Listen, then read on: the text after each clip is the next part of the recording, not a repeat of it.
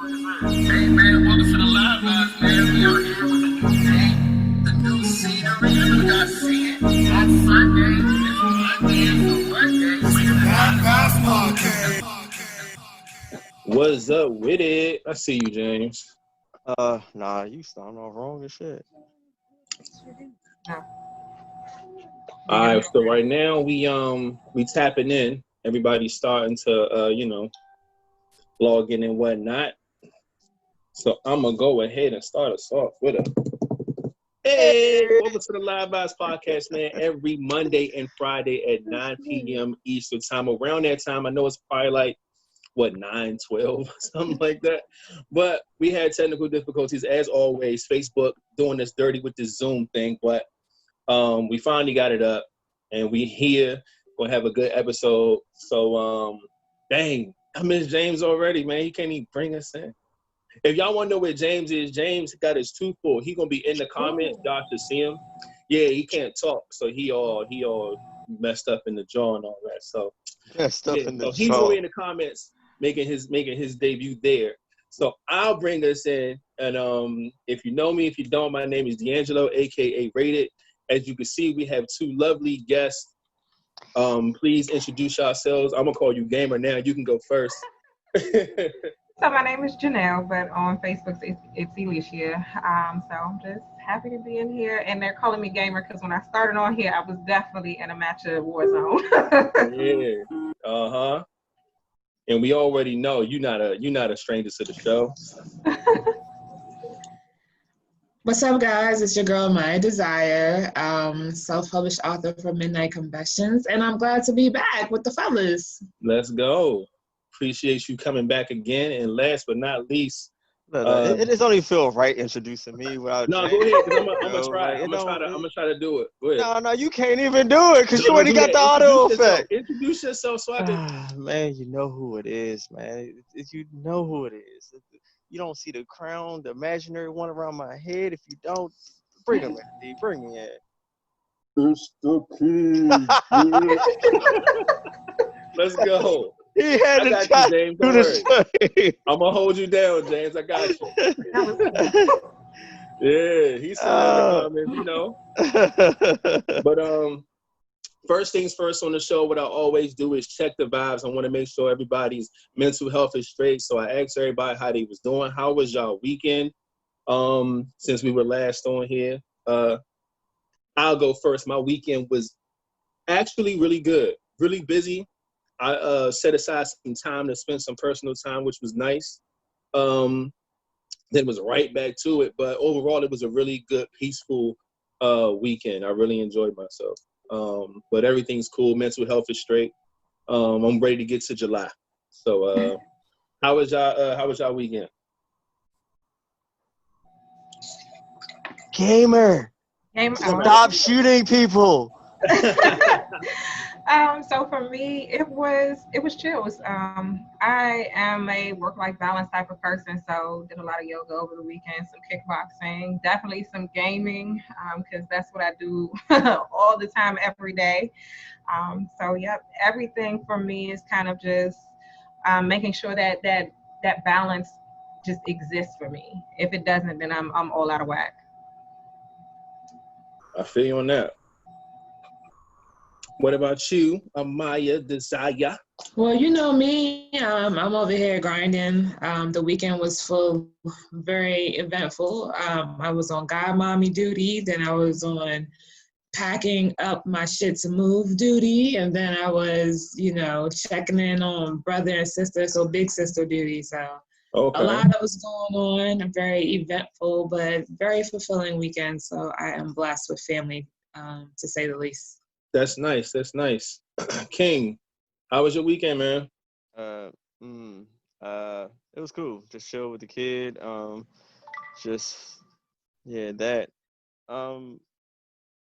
Yeah. Okay. Just me and E-bro chilling. That's about it. Nothing wrong with that. I love that.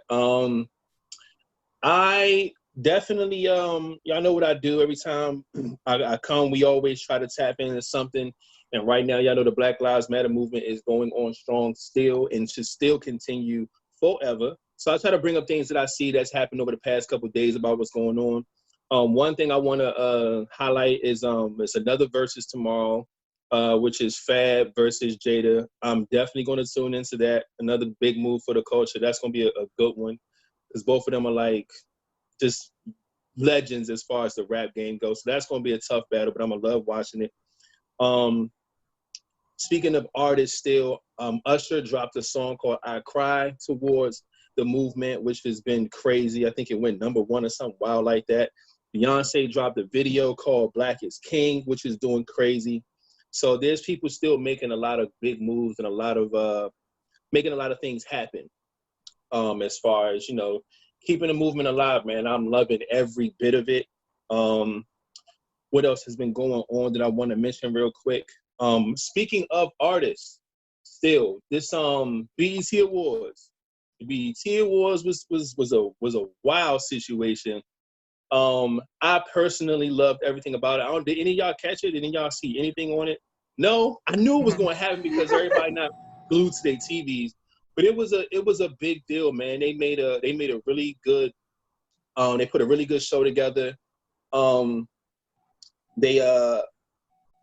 They started out with like people, like the way they did it, everybody was supposed to perform. They did their own performance, like they filmed the performance and submitted it. So we watched it like them do their own. They had video, they had backup dancers. They shot like a legit performance, but of course, because quarantine and all that stuff, they just showed it, you know what I'm saying, like in order and stuff like that. They was pushing everybody to vote. What else was happening? Say the Crown Act was passed in 7 different states. They made that announcement. The Baby had a really, really great video that he put out. Wayne Brady came out as Little Richard, which was crazy.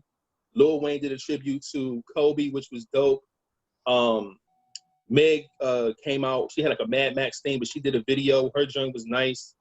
It was a lot of just good things that was happening, man. A lot of good Black energy. And it was really, really good to see. And I know BET usually do that, but I just feel like they really hit the nail on this one. It was really, really dope, especially with the limitations and all that. One thing I didn't like though was that Lizzo won like R&B artist of the year or something like that. And I'm like, Lizzo do R&B? I never consider her R&B. Not saying she don't deserve the award, but the category of who was in it, like Beyonce was in there, her was in there. It was a bunch of women who highly deserve the award.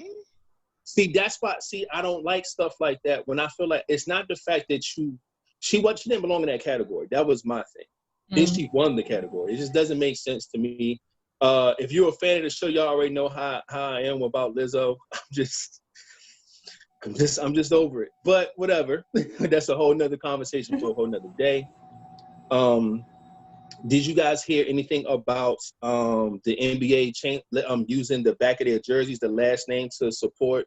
They was like they can use the name to put other names. Like say they want to put George Floyd on the back of their jersey. Like they're trying to allow them to do certain things. I personally don't like or care about that idea.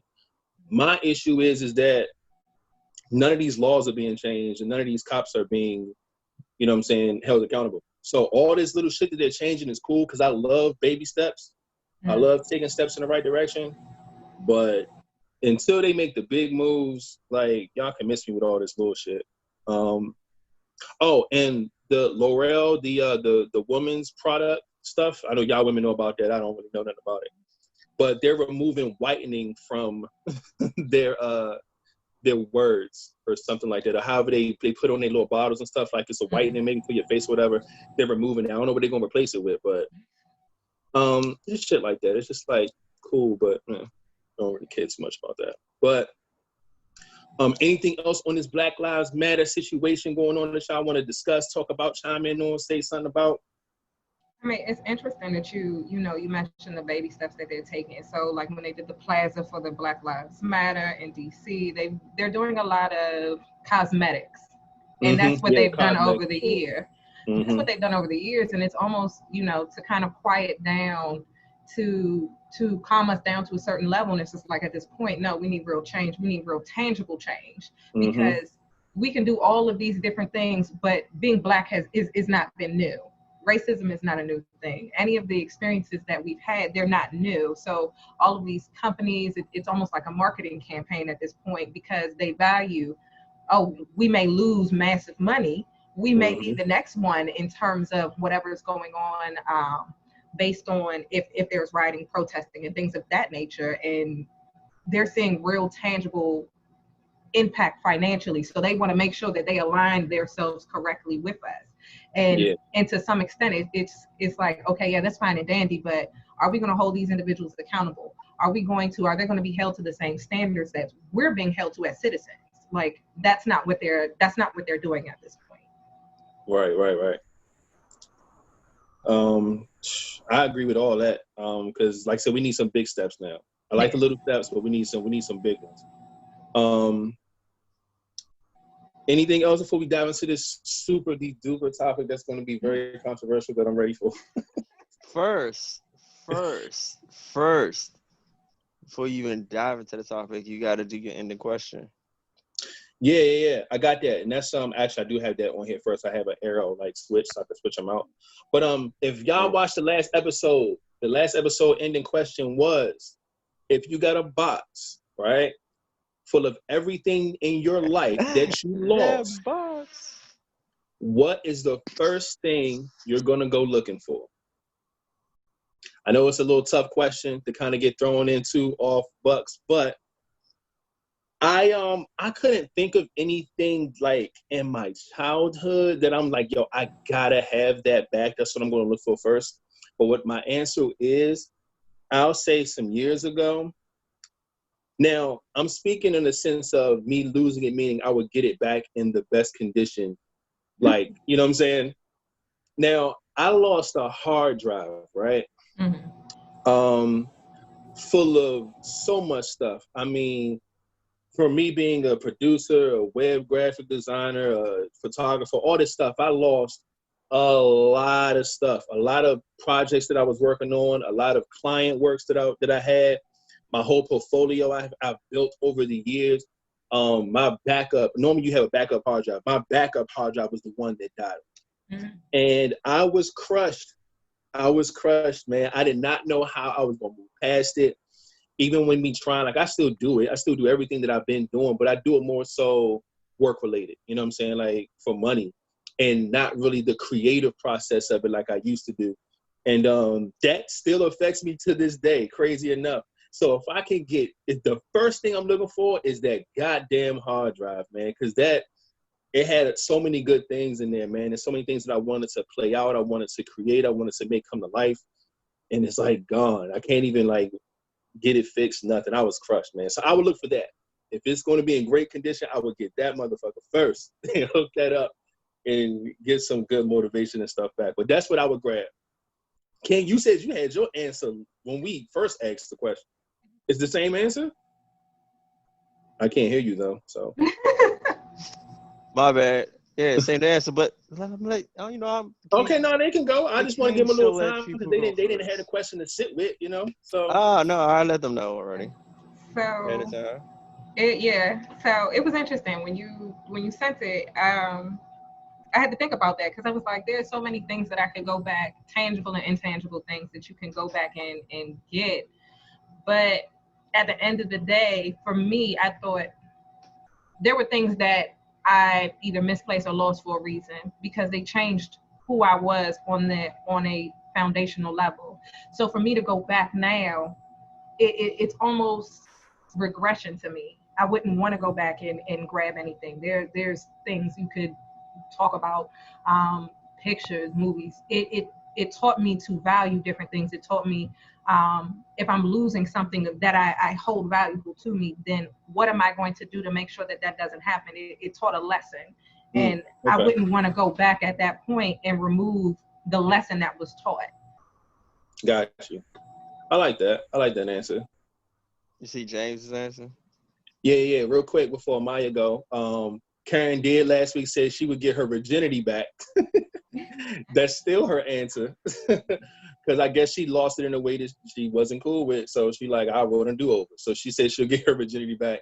James' answer said that his answer is deep, but he would get his father back. Mm-hmm. And that I completely understand. that is a huge impact for him in his life and how his life turned out, and he felt like he can get that back. So that's a really, really good answer. What else? Shanette said her father as well. Latasha said her baby pictures that was lost. Man, I know that. I know about that. When people lose stuff, that's big to your childhood, man. Like you said, like baby pictures, you know what I'm saying? Stuff like that. You can't get back. Can't go buy it nowhere. So when you lose stuff like that, I get it. I feel you big time. But Amaya, what would you grab, man? What's the first thing you would look for in that box? If you got a box full of everything. So this was a really interesting question because, you know, I was teetering between like, are we going back for people? Are we going back for material possessions? You know, that type of thing. Honestly, I don't think that I have lost anything of magnitude that I would go back and get, right? Of course, you know, when I think about it, I'm like, yeah, I want to go back and get my grandfather who passed away right in the midst of us getting to build a relationship. But everything that has happened in the course of my life has actually made me who I am right now. So the idea of going back for something, I don't know if I actually lost it or if it just taught me a lesson that was necessary in my life. So for me, I probably wouldn't, you know, I would, if you gave me the option to look at it, to have a conversation maybe with my grandfather, something of that nature, that I would do. But I don't think that I would go back and get anything. I think that it happened in the order that it was supposed to happen, and everything just kind of pushed me and has me being who I am exactly right now. So I think that I'm grateful for the opportunity and what it's taught me. I don't necessarily think I lost it. I think it just, you know, it just melted into the person that I am. So most of the stuff is here with me. I try not to look at things as a loss, but more so as like, what did I learn and how can I keep those lessons with me that will help keep propelling me into who I want to be. I like that. I like that a lot. I see Sunithia say that her family picture albums are irreplaceable. She would get those back. I see Terrence said, my pops, we spent years angry at each other, so I would go back and get back those 15 pointless years of anger and hate. That's really good too. Because some people have not the best relationships with people. And sometimes something may fall off or get mixed, you know what I'm saying? And some people value having a father or a parent or, you know, something of that magnitude to the point where they'll go back and salvage that. So that'll be dope. I like that too. Mending a old relationship. That's dope. King, what was your answer? Because I was dying to know what you was going to say. See, I don't have no super special answer. Like mine was a hard drive. But I mean, it means a lot. Yeah, to but me, like it meant a lot to you because you have work and the young ladies. It's said, you know, they had meanings behind their stuff. You know what? Since everybody's talking, I had to. Ain't no fucking yo-yo.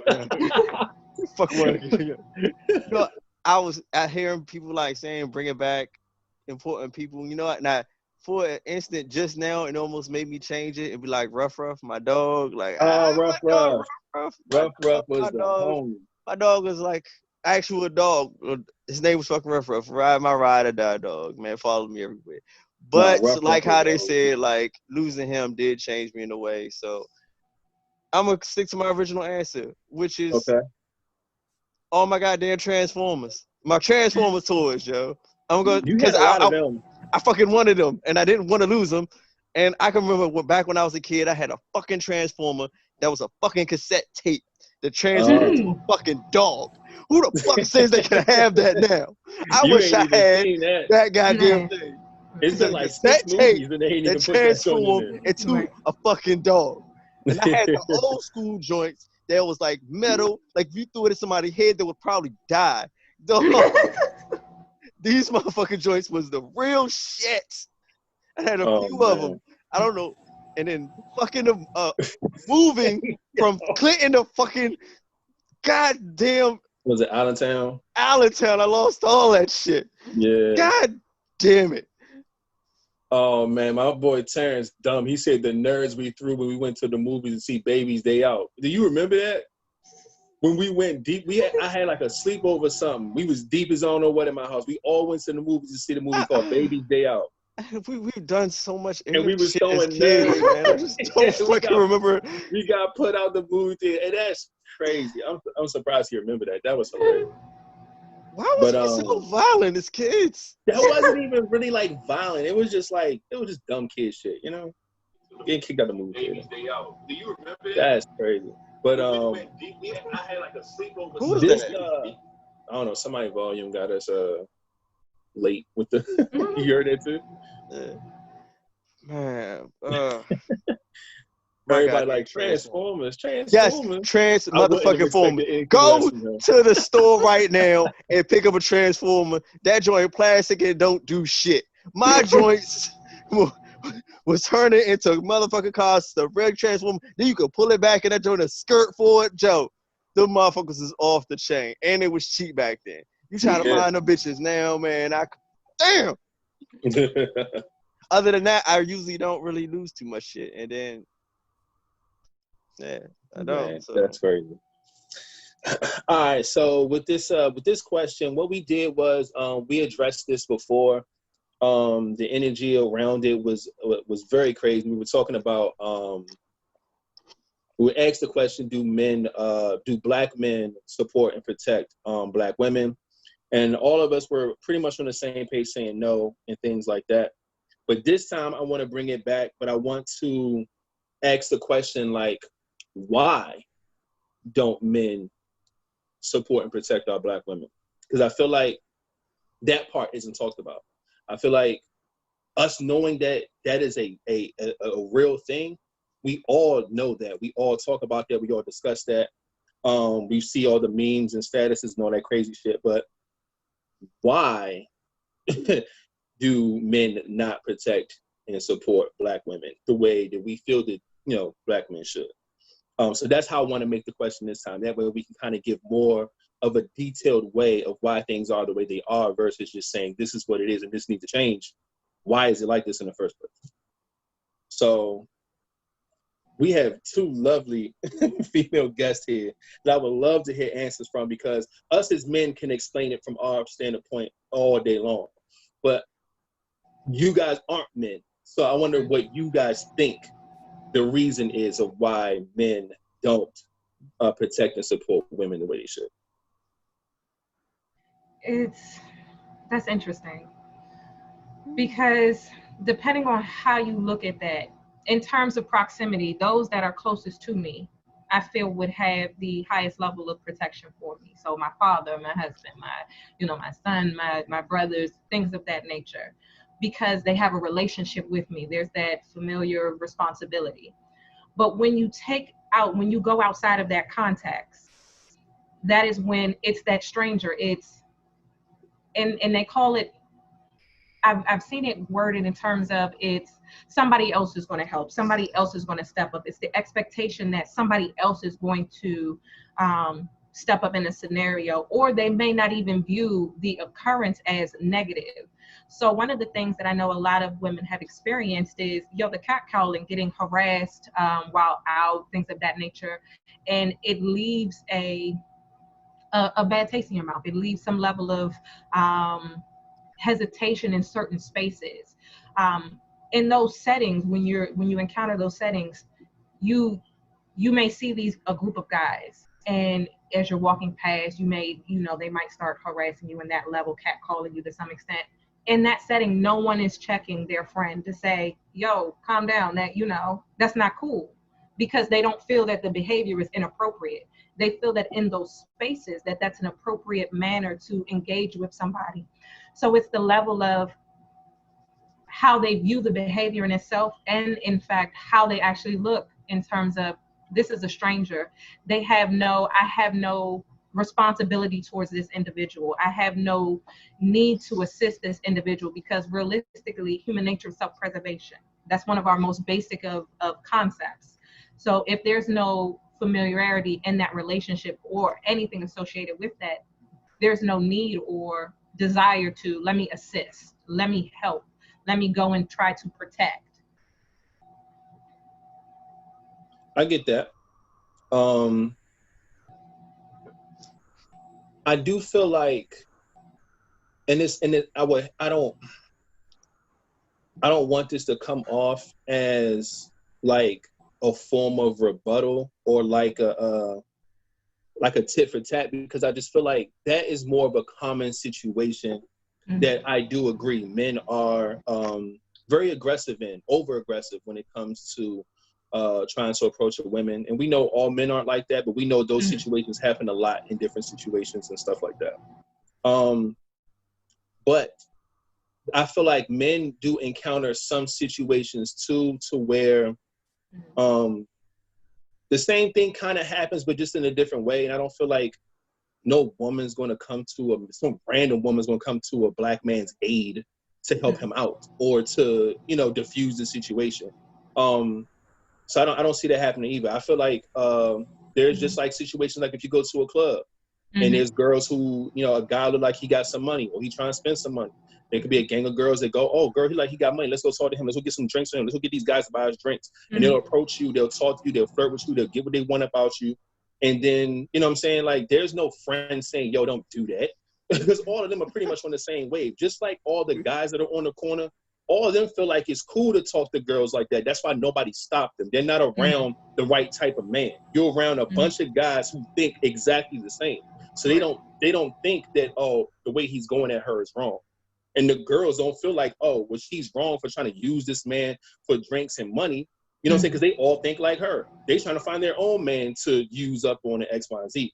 So with those type of situations, I feel like there's some counters to where you can tit for tat that. And but I do feel like I said, it's not a nod to push the needle towards the men's side in this. I just feel like women have way more scenarios that they have to worry about than men. But I do feel like men are put in certain situations sometimes. I don't feel like no chick is going to help us out either. You know what I'm saying? That's how people are. Like most black people don't talk to mind their business. You know what I'm saying? You're right. Correct. It's a little weird with that, you know? So I see that though. But somebody else can make a point. I ain't gonna look. y'all got Desire look like she ready to talk. I know. This is another reason. Go ahead, pop. Feel like men, pop, Desire, pop. Yeah, like I just want to know reasons of why they feel that men don't do it. Like, what's the reason behind it? Here we go. Listen. She about to drop that verse. Listen, I love y'all. I love y'all, right? Girl. The conversation cannot be about why black women don't feel protected and then about why black men don't feel protected. Okay? I'm saying that because as a black woman and for the other black women who are listening, it almost seems like you're not. It almost feels like you don't want to hear how men have treated us and that it's valid or it's invalid because you guys have experienced something as well, right? Neither of them are invalid. They're both valid. But what you're wanting to talk about now is about why black women feel the way that they do, right? So the other day I had a very uncomfortable conversation with my god brother. The conversation was about how many times I've been touched inappropriately by men who would consider themselves even friends to me, by strangers, by people who think that somehow my body is somehow theirs. The idea that we're asking you to understand that, again, like I said on the last time you guys had me on, I'm not expecting you to run to the rescue, right? But what I am doing is expecting you to pick up the phone and dial 911. If you're not going to be the one to break it up, at least make sure that somebody is on their way to help.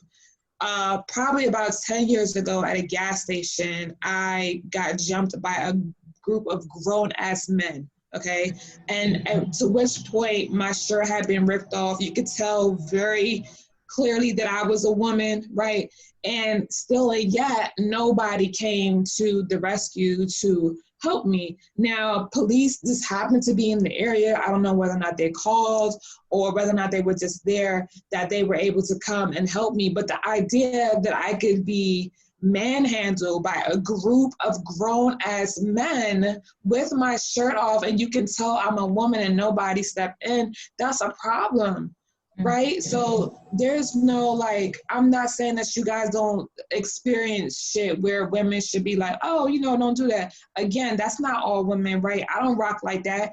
when, you know, like people, our parents used to tell us, what, birds of a feather flock together. So yeah, if the homies on the block, you know what I'm saying, are out here doing anything and they catcalling women, everybody's gonna think that that's okay. It's not.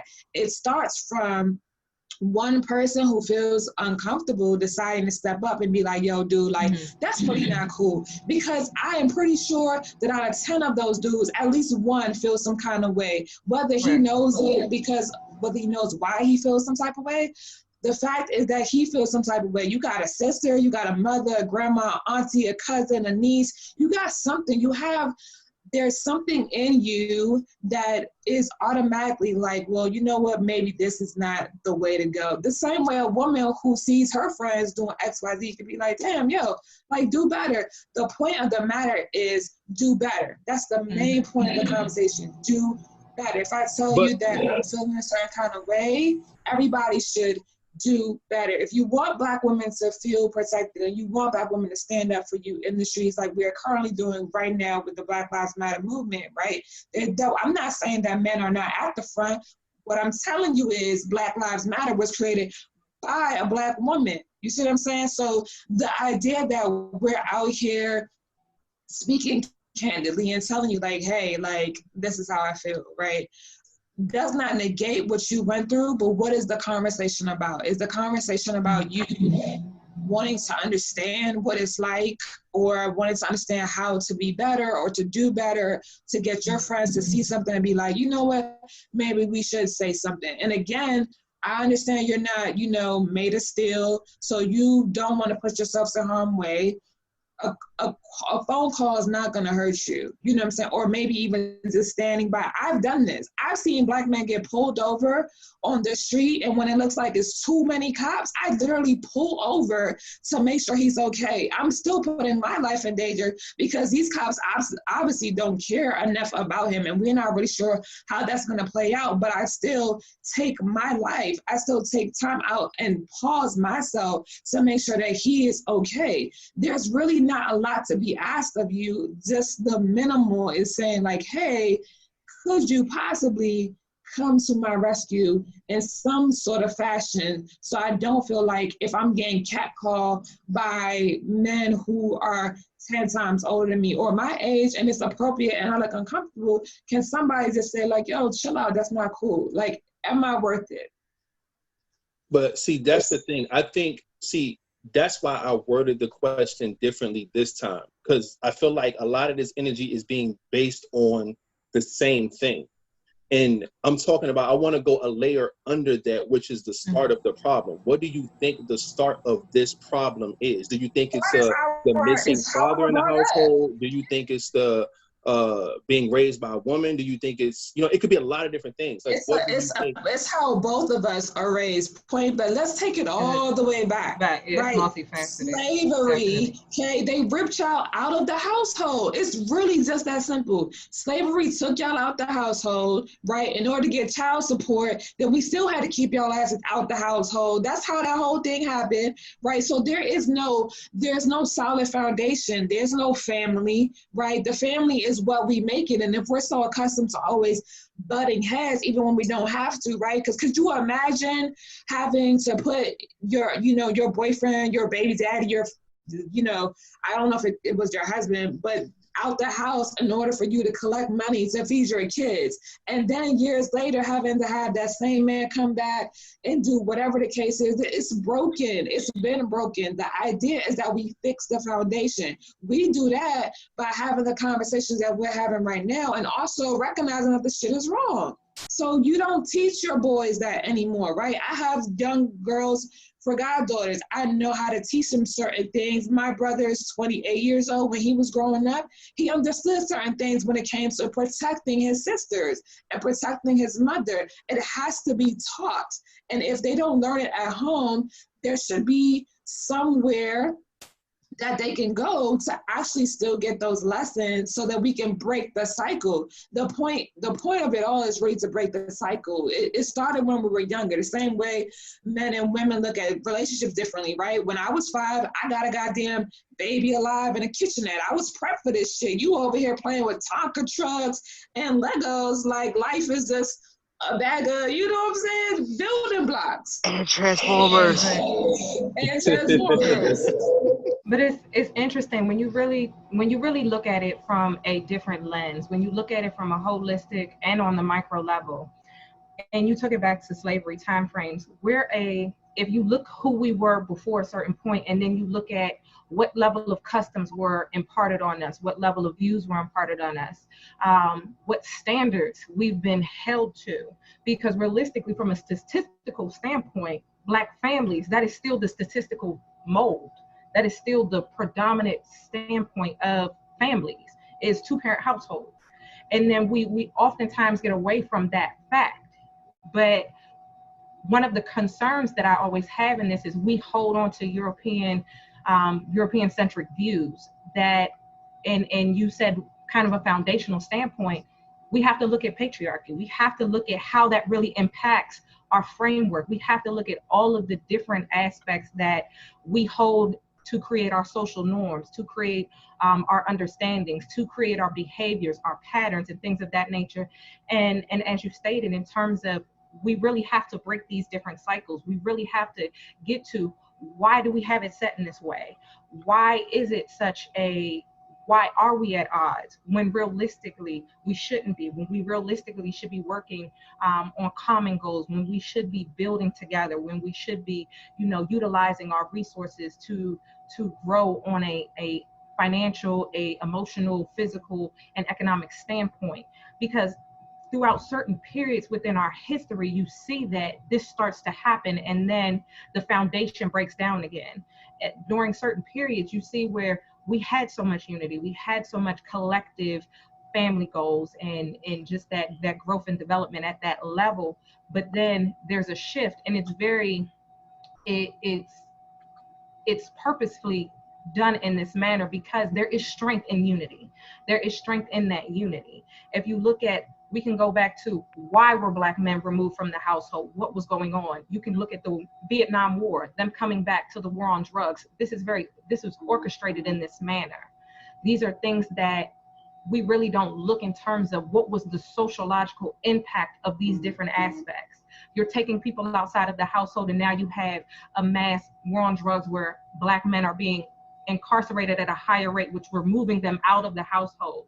Then you're adding in, if you look at the timeline in terms of when were women getting to a level of financial stability, you put them in a standpoint where they have to be reliant on a system, because now they were not the breadwinners. We've gotten to a place now where we're more financially stable, but you have to look at that timeline and see, how did this really impact it? How did this change the framework? How did this change the face of who we were? And based on who we are in this country, and if you look at other countries that are predominantly Black and things of that nature, do they have the same impacts? Ones that haven't been touched by colonialism, or ones that have actually removed that influence, what do their structures look like? What do their family systems look like? And how have they gotten beyond this point that we're currently stuck in? I agree with that. Let me go ahead and just mic drop that for Sis K. I'm gonna go ahead and just mic drop, because that was fire, right? Now my thing is that the part that I feel like why I get kind of twisted at is that listening to both of you give an explanation of why you feel that men are the way they are in this area is based around it being a systematic issue, something that was stripped from us since slavery, how they branded us this way. They manipulated us this way to taking the men out of the households, forcing the woman to raise the kids by themselves, to depend on, financial help from the government and shit like that, and be put on, child support and all this other stuff, to demasculate the Black family household. Now, my thing is that I agree with that 100%, because it's just a fact. It's not even just like you guys' idea. That is legit facts. But if you know that it's psychological and it's something that has been kind of drilled into men from the beginning to now, the energy and the passion behind men need to be held accountable, men need to do this and do that and step up, men need to do better, men need to change, doesn't fit you understanding where it comes from. It seems like you understand, but then in the same breath, you shoot men down for something that you claim that you understand why men are the way they are. So it's just it's confusing. You can change. You can change. I know somebody who used to be an abusive ass person who 10 years later is no longer abusive. I know drug addicts who are no longer drug addicts, alcoholics who are no longer alcoholics. You can change. That is on you. That's not on you. That's like the conversation around like how most people, not most people, but Black women who don't grow up with fathers in the family, right? There's a thing that like, oh, she doesn't know her worth, or she doesn't really know how a man can treat her because she never had, okay, and I had mentors. You have mentors. You know exactly, listen, if you're not good at math, what do? You go and you get a tutor, okay? You can decide who you want to be. You don't get a pass because of the past, right? Like, that's not how this works. There are things in our past that have absolutely led us to where we are right now. You still get to decide who you want to be. If I know that there is something that's going on in our community, something that needs to be addressed, I address it. I don't sit by and decide that because, well, you know what, he was probably taught this, or he probably learned that. You don't get a pass. You don't get a pass. And I don't know how else to say. I'm not even trying to be like funny or not compassionate, but like you don't get a pass, because I know that there are men out here who will come to the rescue, and I don't got that much weight with them. You feel me? Like, so I can't be like, oh yeah, you know what? I know that slavery jacked us all up, so it's okay for you to let me get beat up by 10 men, you know, and stand there because you're just a deer in headlights and you don't know what to do. No, you don't get a pass. And I tell people this all the time. I feel like Black women are tired of being of being strong. Right. It's enough. Like, it's really, I got nothing. I'm gonna pass it off to her. It's an accountability issue, because in the same breath that we can say that we understand that this is a systematic issue, we ignore the fact that Black women have also gone and overcome levels of systematic oppression, indoctrinated systematic oppression. So we don't give ourselves a pass. So in the same light that we don't give ourselves a pass, because we have to step up and be better. We have to step up and make a way. We have to step up and change generational curses, change generational mindsets, change all of these different things. These are the same expectations that we hold for our Black men. These are the same expectations that we say at some point you have to step beyond that. You have to understand, yes, this is indoctrinating. Yes, this is a process. Yes, these things occurred, but how am I going to handle myself? How am I going to make sure that it stops with me? How am I going to hold others around me accountable? How am I going to ensure that the generations that I bring up beyond me are held accountable to better standards than what I was held accountable to? King, go ahead, man. Get your shit off, man. Come on, King. Come through, man. No. Let her continue. No, I was looking at a comment that pissed me off. My bad. No, she was giving her the floor. Let me just jump in real quick, right? So, piggybacking off of what she just said, right? Like, do Black men realize how many, whether by choice, by divorce, by, you know, deceased boyfriend, husband, whatever, how many Black women have chosen to raise these kids by themselves, right? I know women who didn't graduate high school, right? Who worked they asses off to get a bachelor's, a master's, a PhD with kids on their back, right?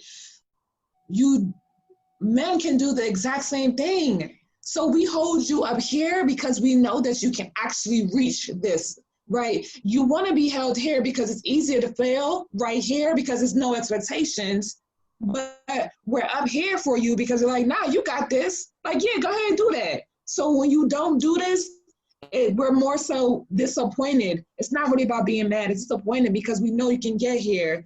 And you're not really trying to get here, right? That's what it is. And to take it a step further, you know, just and just to kind of give you background, this is what some of my structure of my thesis for my master's was based on. One of the things that Black women and women in general specifically do not have access to is social capital. So the change that a lot of men want to make, it really, outside of the systematic oppression of being Black, you have the privilege of being a man in a male dominated society. You have the privilege of understanding that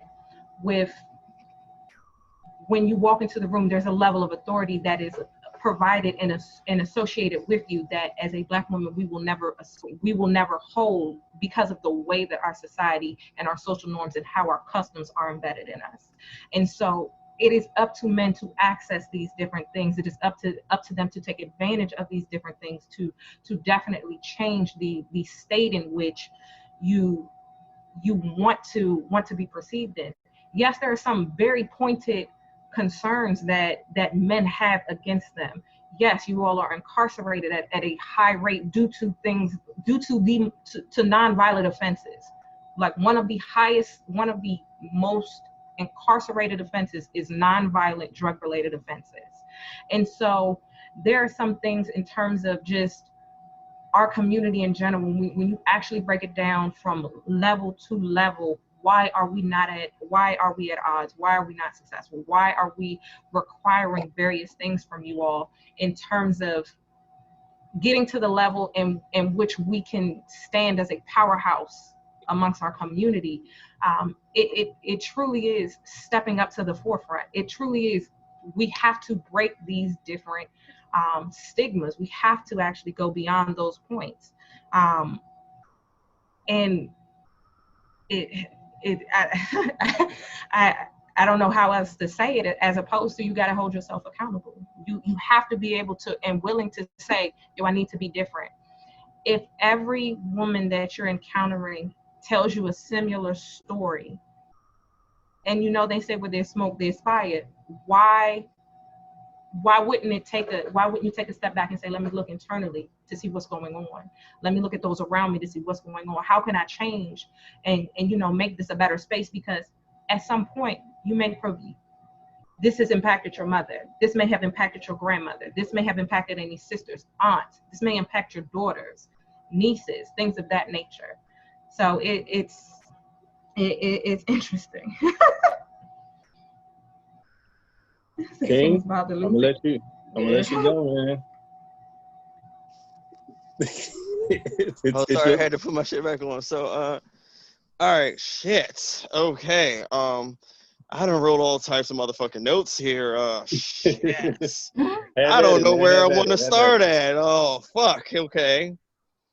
All right. No. Let's originally go to what's the question at hand, because everybody keeps asking in the comments. So what's the question in hand, D? Let's go ahead with that one. It's why do you think men don't support and protect women?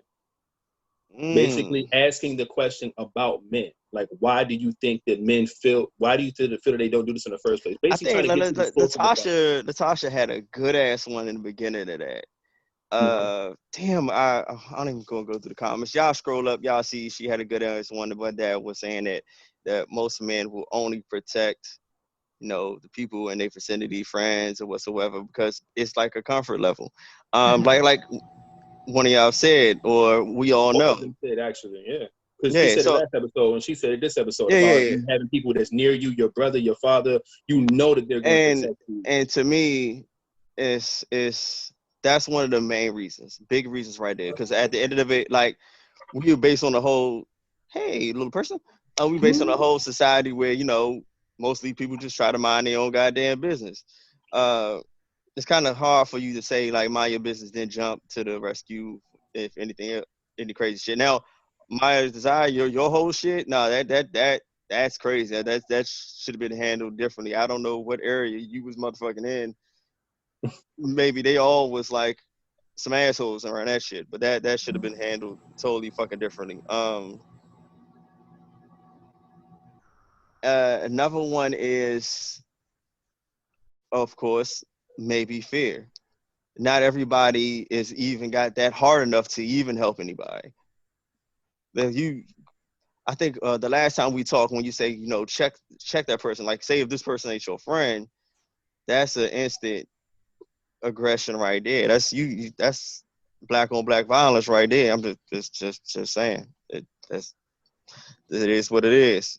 Especially you naturally checking somebody you don't fucking know.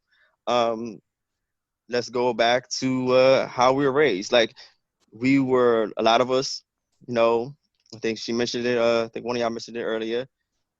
Respect your mother, your sister, basically the people in your family. Outside of family, I'll admit, like a lot of people, this is free game. Like it's like whatever. Like a lot of people might respect their people that they grew up with, their mother, their aunt, their sisters, but outside of that, it's like I'm just giving examples of why dudes might feel this way. They might not just it's me or some shit, but I'm saying outside of that, it's just free game. They just feel like anybody else is just a stranger to them. Even if this is a mother in the home, and you would think more so that being raised by a female, you would have a lot more respect for females, since a lot of men are naturally now raised by just mothers. It doesn't seem to be like that. Somewhere in there is a disconnect. And like it's a broken system on both hands. What else? I believe we both all have to take accountability on both ends. And I honestly want to say, I don't think there's enough positive views on both ends. Not at all. Cause all right, Amai, like you said, you mentioned something earlier about how you would attend to somebody while they're pulling over. Like, I've never seen that in my motherfucking life. Even when I got pulled over, I've never seen it. So to hear it is foreign to me. And like how I would probably say I've came to the rescue or helped many black females or just people, period. You would probably think that's foreign because it has not happened. No one projects the positive shit they do. Maybe because they feel like if it's something good, you don't have to really put it out there. But I feel like now we might have to start really broadcasting the shit when you're helping somebody to show that we're out here doing it, men and female alike. Seriously, because if we hear it, but you don't really believe it because you never fucking see it, and everything negative is being shown and being spread to everybody. Like this is the normal shit that's happening. And I think my grandfather, like I say, this is gonna cause for me to go on. It's kind of almost like a rebuttal. Fuck it is. Like how you saying why black people always have to be strong. Like men, I could say that about men too. We both always have to be strong in our areas. This is for the real women and real men. Take that statement however you want, but like my grandfather, strongest man I motherfucking know, sat there and provided for damn near our whole fucking family. My grandmother, black woman, not saying nothing bad, but we all had bad ones, fucked him over, but he still held it down for the family. All he knew was to come home, provide for his family, and help out where he could. And he literally held it down. And for him, that's why damn near I'm the nicest person I try to be and help whoever I can. If anybody really know me, it's because of my grandfather. And that's almost like I had. Oh shit! What the hell? Okay. And I had him to look on, and that's going to go with maybe a lack of male figure in the household. And then it was something about workplace that I want to touch on, but I got to plug up my laptop because I did not know this bitch was not plugged up. So somebody go ahead and talk right quick. I'll be right back. um, Cut off. Flatliner is still here in spirit. He's in the chat. So I'm gonna read his. He said, I can honestly say that I think most men don't because they have been put down by the same black woman. When you're when you're not to their standard, they look down on you and talk down on you. But as soon as they need that protection, they want the same tone or whatever that's supposed to mean. What was saying? What happened? Best down emotion scarred black men to come. Oh yeah, he's talking about the torn down, beat down, emotionally scorned black men to come and rescue. And some men feel like, no, go find that Superman you wanted and allow her to fall. So basically, he's saying that the same black women that want the protection is the same one that tear men down in the first place. It's like when you're not getting what you feel that you deserve from a black man, you tear him down. But then when you need the protection and support, you're mad that he's not there to support you. In some cases, I can see where he's coming from with that because there's a lot of bashing when it comes to black men. And I also feel like that's why when you see like a black woman with a white man, it's more so championed than the other way around. You see a lot of support of women going and dating outside of the black race, way more than you see it on the opposite end for men. When men do it, it's an issue. So you're a sellout, like you this, you that.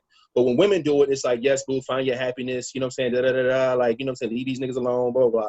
So it's like, I get it. We see it. I see that face.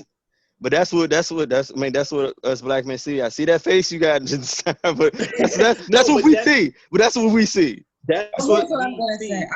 That's why I'm sure he feels the way he feels about it. I'm not negating that, right? But here's what I will say. There are two sides to every coin, right? Mm-hmm. I'm not mad at a black man who dates a white woman. What I'm mad about is the black man who dates a white woman and shits on black women while he's doing it. Yeah, that's some bullshit right there. We don't like that either. Yeah, I would be upset if a black woman dated a white man and she shitted on black men. So don't do that. You good in my book. I've dated outside my race, not because I was trying to shit on black men, but because I disliked somebody. It wasn't about color, right? Mm-hmm. When it comes to dating outside of your race and women who are like, there are two sides though. There are two types of comments. The comments are like, yes, it's, guess your man is going to treat you good. And then there is, guess you a man, fuck them other dudes because they trash, they ain't shit. I'm not worried about them, right? And I know that's what y'all are focused on. But I will say this, as a black woman, I'm 36 now, who I love. I absolutely love, adore, want me a black man, black husband, black fathers, black babies, all that shit, right? I'm not opposed to a man who comes into my life who just happens not to be black, that's going to treat me the way I want to be treated without putting up some sort of fight. Okay? That's all I'm going to say. And I'm not saying that makes that that doesn't make black men bad. It just means, listen, I've been out here, I've been trying, I've been dedicated, I've been like, I haven't even been out here shooting my shot, okay? That's how much of a black woman who wants a black man, that's how I've been. So if I'm saying that now you see me with this Spanish man or this white man, it's not because I hate black men, but obviously somebody came along and was like, man, you know what? That's a good woman right there. Let me go ahead. And I'm not saying that there's not a black man who won't do that, right? That's not what I'm saying. I'm just not the person who won't be like, you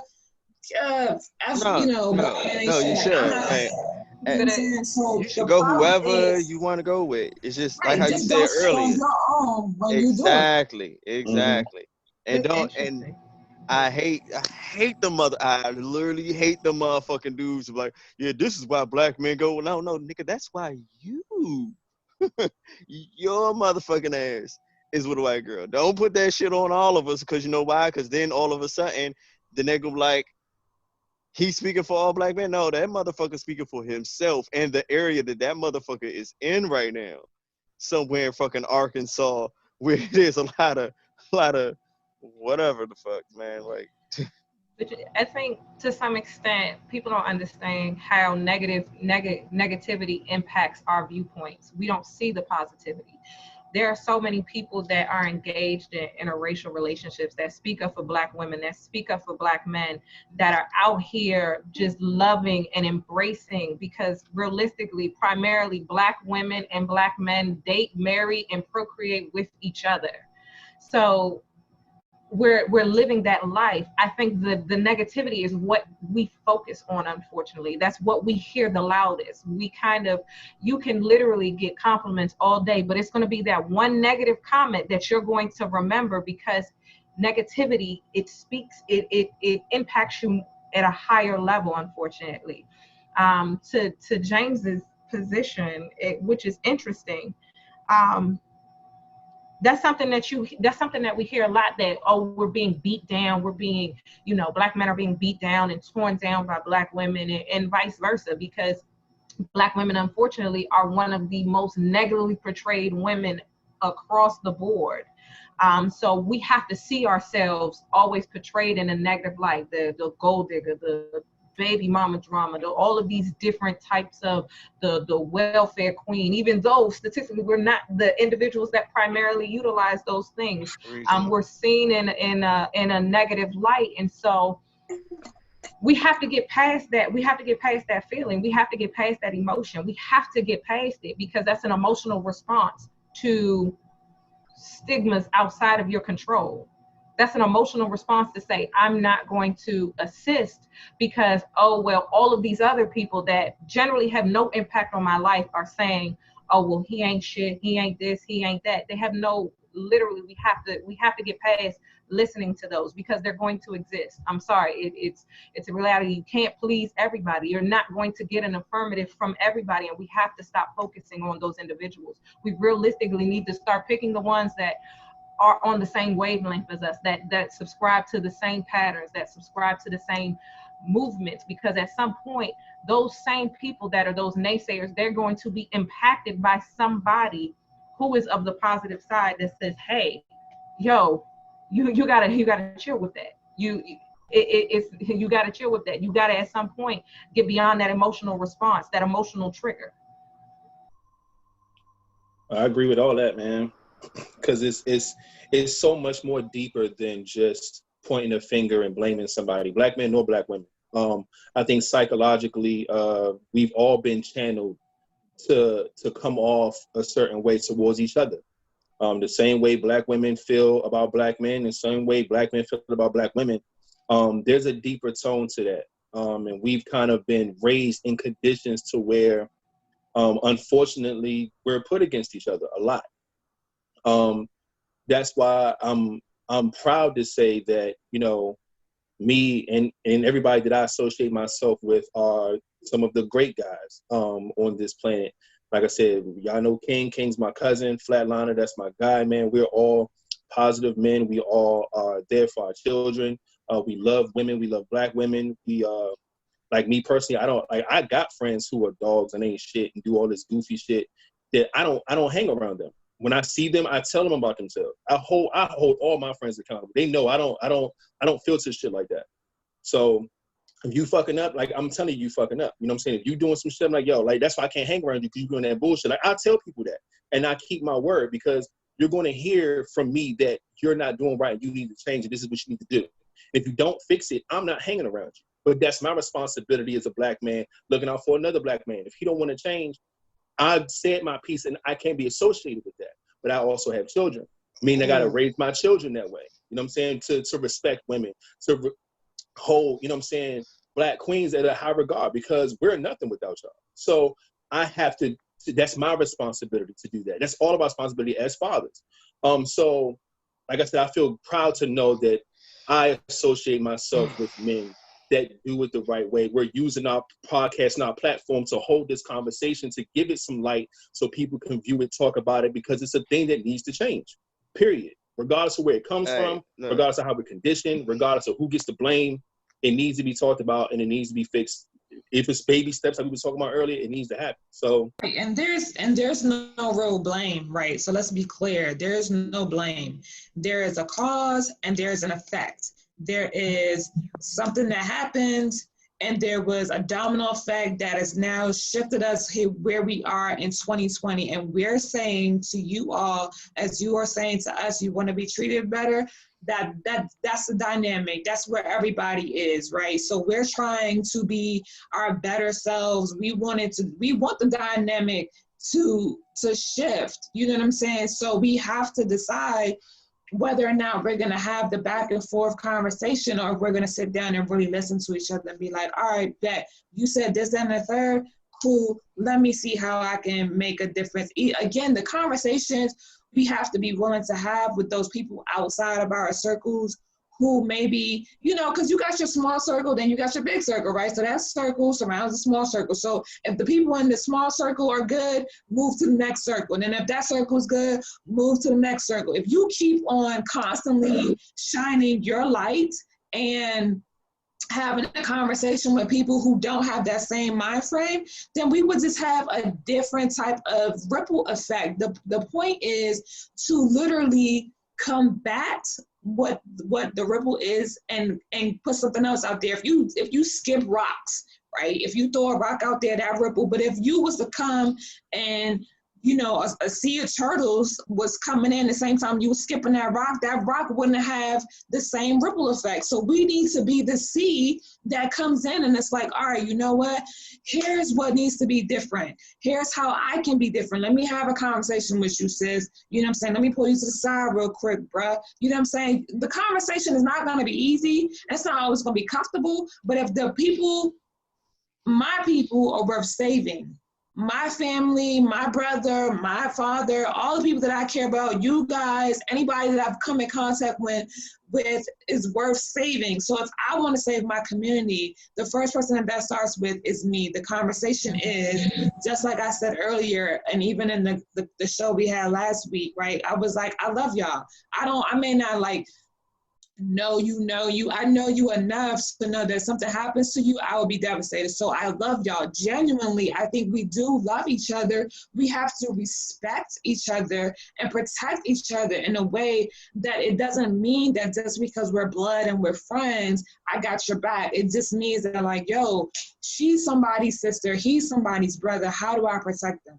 How do we have this conversation and keep it moving forward? Because it's absolutely necessary. There is too much happening right now in this world for us to be divided. Absolutely too much. We cannot afford to be divided, like seriously. So we need to be able to have this conversation, and the platform that you have right now is amazing for that.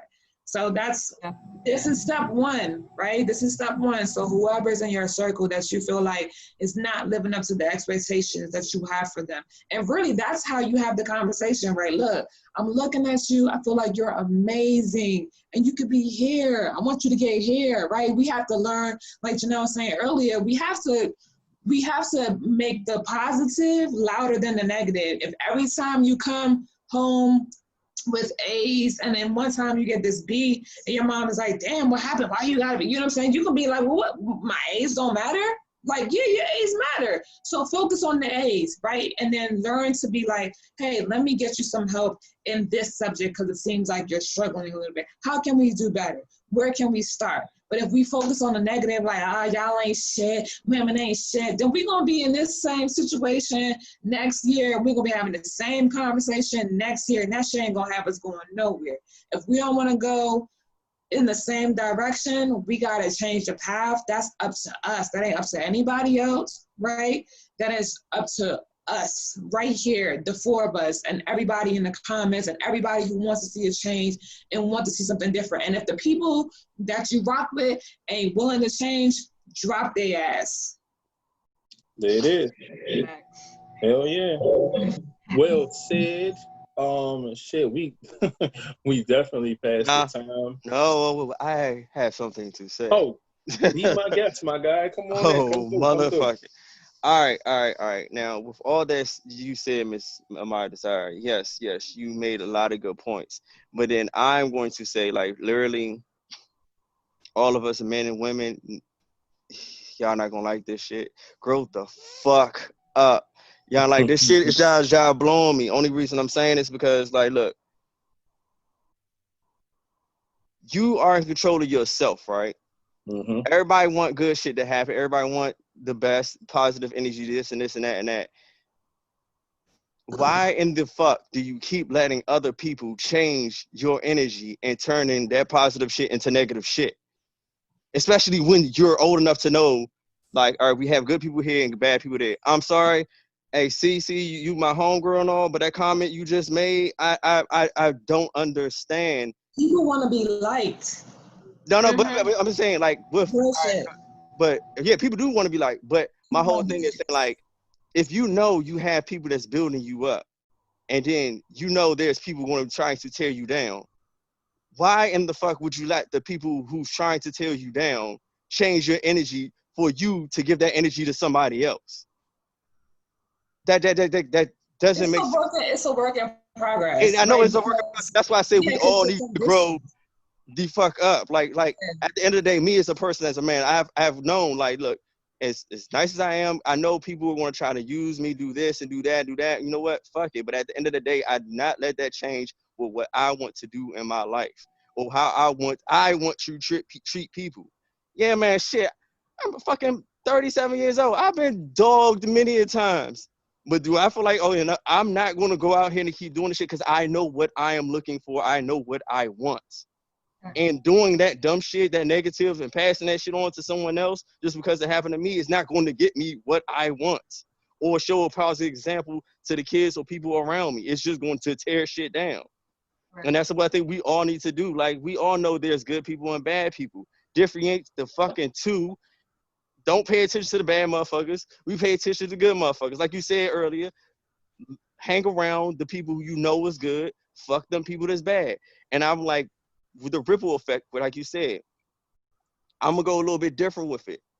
Let nobody stop your good flow with their bad ripple. Let you throw that boulder in there and let your good shit just shine. And you know what? When somebody tries to come and disrupt your shit, throw another good boulder in there. Like, fuck you, bitch. Let's keep rolling. Try to protect your energy, right? And I know that sometimes people don't really understand what that means, but when you connect with yourself on a spiritual level, I protect my energy at all costs. I am what people would consider an empath. So I can pick up on a lot of people's energies. I can feel your vibes. You know, like it's very rare that people understand what that means, but you have to protect your energy. You have to protect yourself, right? You need to do whatever it takes to pour into your cup, because people will take and take and take and take from you, and they will not pour back. So if you do not protect yourself in a way where you can pour back into yourself, then it's pointless, because people are going to steal your joy. And if you don't know how to protect yourself,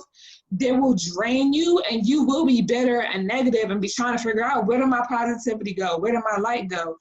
If you are somebody who is of light, protect yourself. Like a lamp, like a light bulb puts a lampshade on, put you a lampshade on, protect yourself, because people will try to drain you. You know what I mean? Let me tell you, the negative people are out here to gain, and I don't even think it's more of them than it is of us. Honestly, I just think the voice is just louder. People pay attention to the negative more than they do the positive. You have to appreciate yourself enough to protect yourself, to make sure that you're not allowing people to take from you. Very true. And well said as always. Always feel like everybody here, because you could tell who's the right people, because we all have good and valid points. Like, that's why I love hearing all y'all speak, because all of y'all, even if y'all shine a light in a place that I'm not thinking about, it makes sense. You have, you know, a very detailed complex about everything that y'all been saying, and I love it. I've been looking at the comments. All this, they've been loving it. Look. With all this, with all this being said, look, we all know what the motherfucking issue is. It's them other motherfuckers over there that's trying to tear down all us motherfucking cool ass motherfucking people. So I challenge y'all, everybody in the motherfucking comments, everybody on this motherfucking panelist, we start promoting some motherfucking positive shit.